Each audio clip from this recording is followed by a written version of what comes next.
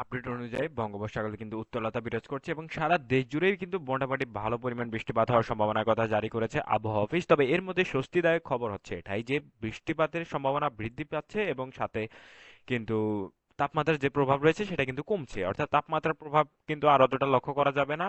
তবে বজ্রপাতের একটি আশঙ্কার কথা জারি করেছে আবহাওয়া অফিস, যেহেতু আপনারা দেখতে পাচ্ছেন বঙ্গোপসাগরে কিন্তু বেশ ভালো পরিমাণে বৃষ্টিপাত সহ বজ্র বৃষ্টিপাত হচ্ছে এবং বঙ্গোপসাগরের আশপাশে প্রত্যেকটা এলাকাতেই ভারত সহ পশ্চিমবঙ্গের এবং বাংলাদেশের পাশে রয়েছে মিয়ানমার সহ প্রত্যেকটা এলাকাতেই বৃষ্টিপাত হওয়ার সম্ভাবনার কথা জারি করেছে আবহাওয়া অফিস।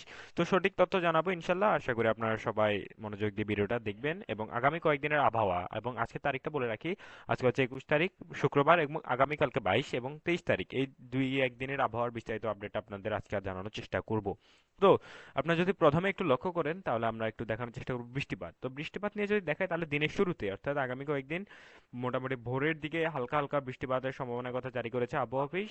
রংপুর, দিনাজপুর, মাওগাঁ, বগুড়া, শেরপুর, রাজশাহী, ময়মনসিংহ, সিরাজগঞ্জ, পাবনা প্রত্যেকটা এলাকাতেই বৃষ্টিপাতের কথা জারি করেছে আবহাওয়া অফিস। খুলনা এবং চট্টগ্রামের ছাড়া, চট্টগ্রামের মধ্যে কিন্তু রয়েছে নোয়াখালী, ফেনী, কুমিল্লা, এই ব্রাহ্মণবাড়িয়া এই এলাকাগুলোতে বৃষ্টিপাতের হওয়ার সম্ভাবনার কথা জারি করেছে আবহাওয়া অফিস। এছাড়া খুলনা, বরিশাল, সাতক্ষীরা, যশোর এই এলাকাগুলোতে ততটা বৃষ্টিপাতের সম্ভাবনা নেই।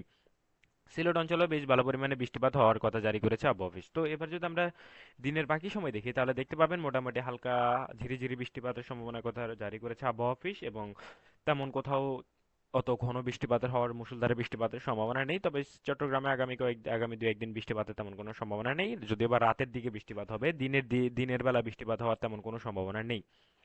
তো মোটামুটি দুপুরের দিকেও কিন্তু অতটা হালকা ঝিরিঝিরি বৃষ্টিপাত থাকবে। তো এক কথায় যদি আপনাদের বলার চেষ্টা করি তাহলে আগামী কয়েকদিন আপনারা মেঘলা আকাশ দেখতে পারবেন এবং ঠান্ডা শীতল বাতাস প্রবাহিত হবে। গরমের তো এতটা প্রভাব লক্ষ্য করা যাবে না, অল্প কয়েকটা এলাকা ছাড়া, যেমন কি খুলনা, বরিশাল এবং চট্টগ্রামের কয়েকটি এলাকা ছাড়া সারা দেশ জুড়েই কিন্তু শীতলতা থাকবে।